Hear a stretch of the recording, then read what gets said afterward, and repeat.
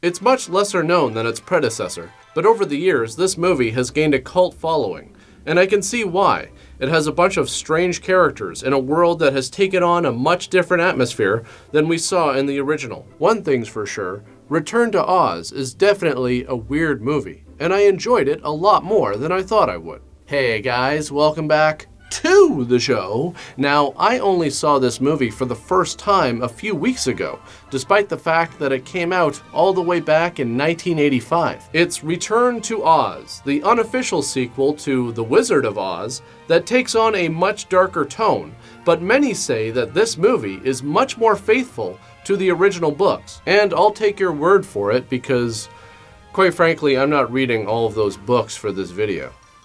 Take forever. There's like 14 of those things. Now you may be wondering, hey, the original Wizard of Oz came out in 1939, so why make a new Oz movie 46 years later? Well, the answer is quite simple, really.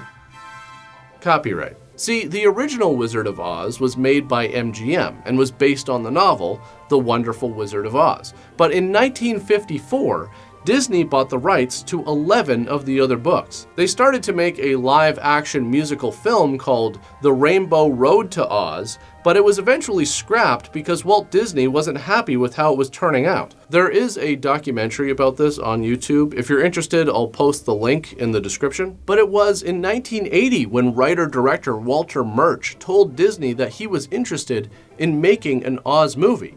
And not only did Disney still have the rights to those books, but the copyright was about to expire.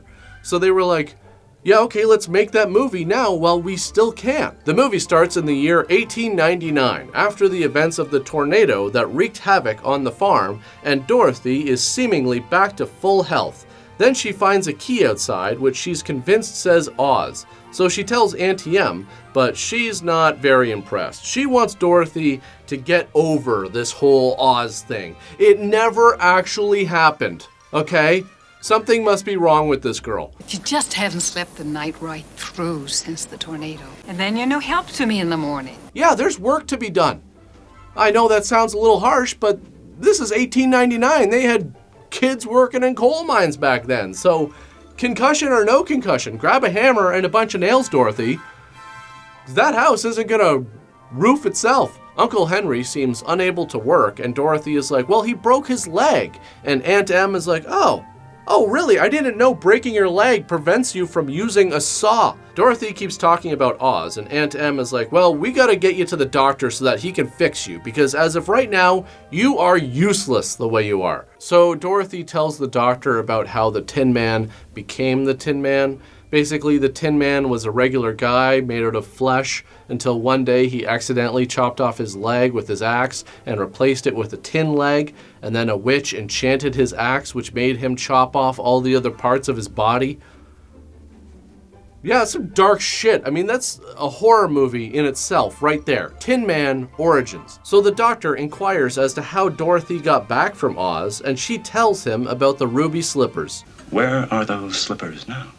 I lost them. And the doctor is like, holy crap, this kid is such a liar. I mean, if I had a pair of ruby slippers, there's no way in hell I'd lose them. By the way, the ruby slippers do appear in this movie, but here's an interesting fact. They do not appear in the original book. Dorothy actually had silver shoes in The Wonderful Wizard of Oz, but they changed them to ruby slippers in the movie. The reason is because The Wizard of Oz was filmed in Technicolor, which was a big deal at the time. It was the 30s, and they wanted these shoes to really pop on screen. This meant, however, that the ruby slippers were the intellectual property of MGM. So Disney had to pay MGM for the rights to use reproductions of the slippers for this movie. Anyways, the doctor is like, okay, I know how to fix you. Yep, once we shoot you full of electricity, that pesky imagination of yours will be gone. No more dreams of Oz. Will it hurt? Define hurt. I mean, if you're talking about pain, well, what is pain? It's a good question. Isn't pain just signals that our body is sending to our brain, telling us that something is not normal, something's different, something has changed? And what is change? I think change is a good thing. Yes, I believe in change. Are you opposed to change, Dorothy? Because if you are, then you're just going to live the rest of your life thinking that everything hurts all the time. Is that how you want to live your life, Dorothy? Nobody wants to know someone like that. Nobody wants to be friends with somebody like that. Do you want friends, Dorothy?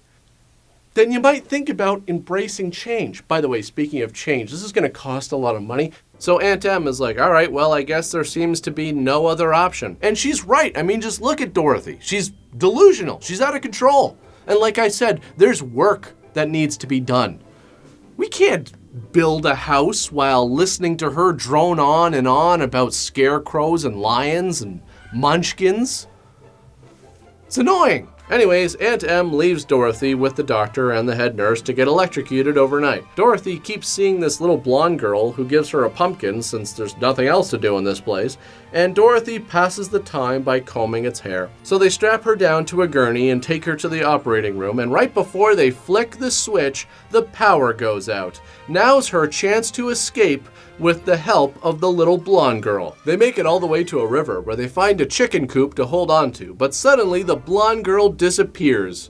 I guess she drowned. I would say that's a really crappy way to go, but back then people died from everything. You get a paper cut and it gets infected and there's no way to treat it, and then you just die this slow, agonizing death. So I think drowning is actually preferable to some of the other stuff people were dying by back then. And you might be thinking, gee, Dorothy doesn't seem to be too bothered by this.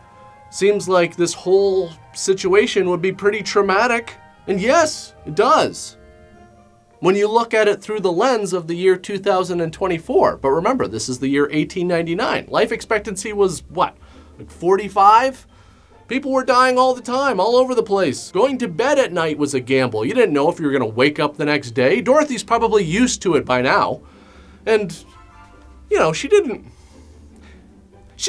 really know this girl. So, life goes on. And back during that time, I'm sure kids were dying all the time. I mean, you know how often kids get sick now. Well, back then, I'm sure any kind of illness or infection, you had like a 50-50 shot whether or not you were going to make it. So, how many kids did Dorothy witness just keeling over at school every day? 5? 6? Dorothy wakes up to find her favorite chicken from the farm, Bellina, is with her and can also talk. And Dorothy is like, holy crap, this means I must be in Oz, because I haven't been able to get mushrooms for months. Dorothy then realizes that they are in the deadly desert that surrounds Oz, and if you touch the sand, it turns you into sand. I'm actually really glad I never saw this movie as a kid, because the idea of that is terrifying. And based on what I saw in movies and in TV shows as a kid, I was already convinced that avoiding quicksand was going to be an ongoing concern throughout my life. So you add this on top of that, that's just like a totally new level of fear unlocked. Dorothy is being watched by the Rocks, who report her arrival to the Nome King. And this animation looks awesome. This movie was actually nominated for an Academy Award for Best Visual Effects, and I can totally see why. I think they did a really good job throughout this movie. They find that the Yellow Brick Road is pretty messed up. It's clear some shit went down since Dorothy left. Oz is in bad condition. The Tin Man and the Lion are basically stone statues now. There are these creepy characters called the Wheelers who start chasing after them. They run into a princess at one point who has a collection of interchangeable heads, who threatens to lock Dorothy up in a tower for a few years and then take her head. So yeah, the movie has some stuff in it that might be upsetting for younger viewers, but you know what? I respect it. The movie goes hard. Electroshock therapy, drowning kids, death beaches, a princess who wants to chop off the head of a little girl. It doesn't pull any punches. I say you might as well go even further at this point. Let's see how far we can take this. I'm willing to bet that Dorothy stabs somebody at some point in this movie. What, is that really that far-fetched? I mean, she liquefied somebody in the last movie. Well, she did. So Princess Mombi takes Dorothy up into the tower and locks her in there with the intention of taking her head in a few years, which is actually good because it means Dorothy has a lot of time to look at all the stuff in there and see if there's anything that she can sharpen into a, makeshift dagger. Dorothy meets a bunch of new characters in this movie, like Jack Pumpkinhead, TikTok, and the Gump. And I just want to say, I think they were all really well done. The Gump is a character that's basically constructed out of a moose head and a couple of couches put together. And in order to bring him to life, Dorothy has to steal the powder of life from the princess in a terrifying sequence that includes Dorothy being chased by a headless body. Now, I normally wouldn't endorse stealing, but in this situation, I say go for it. I mean, this person wants to steal your head, and that's much more difficult to replace. And while you're at it, Dorothy, I mean, the princess is running around without a head.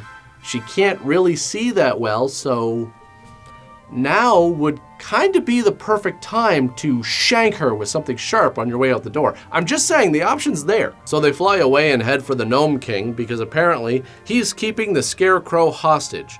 I guess the Scarecrow was the king of Oz, and the Gnome King then took over and turned everyone into stone because he's a jerk. So they get to the Gnome King's mountain, and Dorothy is like, hey, release the Scarecrow, otherwise I'll gut you. I've killed before, and I'll do it again. The Gnome King opens up the mountain so that Dorothy falls inside. He turns the Scarecrow into an ornament and then tells Dorothy, hey, I have a huge ornament collection. You and your friends can each take 3 guesses to guess which ornament is the Scarecrow. But what they don't realize is that if they guess wrong, they will be turned into an ornament as well. One by one, they go in and guess incorrectly. This causes the Gnome King to become more and more human.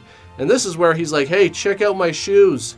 Yeah, that's right. This is how I took over the Emerald City. Because everyone listens to you when you have the nicest shoes. And my God, do I ever look good in these. Dorothy is like, all right, that's enough. Stealing my friends is one thing, but stealing my shoes?